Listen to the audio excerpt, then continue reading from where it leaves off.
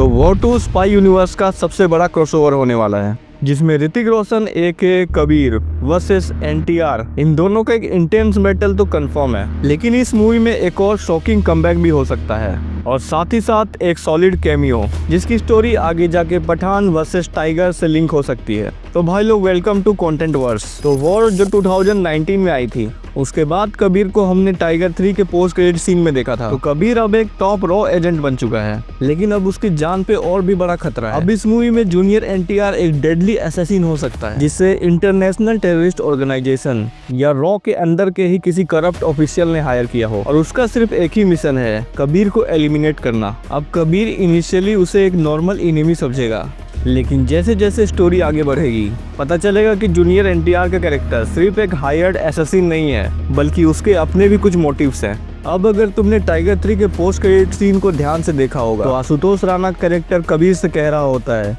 कि शैतान को मारते मारते तुम खुद ही शैतान मत बन जाना।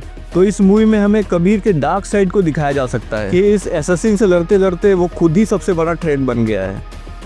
अब रूमर्स के अकॉर्डिंग एक और थ्योरी है जो सच हो सकती है, टाइगर श्रॉफ का कैरेक्टर वापस आ सकता है।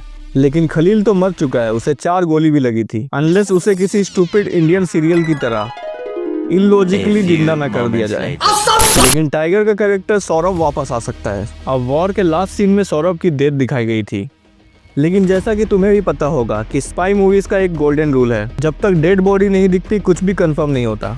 तो हो सकता है कि सौरभ किसी पावरफुल एनिमी ऑर्गेनाइजेशन के लिए काम कर रहा हो, या फिर अपनी खुद की एक सीक्रेट स्पाई आर्मी बना रहा हो। अब ये भी हो सकता है कि जूनियर एनटीआर के कैरेक्टर को उसने ही हायर किया हो, या फिर जूनियर एनटीआर का कैरेक्टर सौरभ का कोई दूर का कज़न हो जो इसका बदला लेने आया हो। इमेजिन करो सौरभ वॉर 2 का मास्टरमाइंड विलेन हो।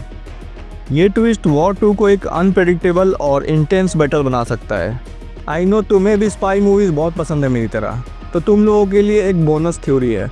तो वॉर 2 वायरअप स्पाई यूनिवर्स का पार्ट है, तो इसमें टाइगर यानी कि सलमान खान की एंट्री ऑलमोस्ट कंफर्म लग रही है, क्योंकि आई थिंक इसके इवेंट्स ही टाइगर वर्सेस पठान को सेट करने वाले हैं।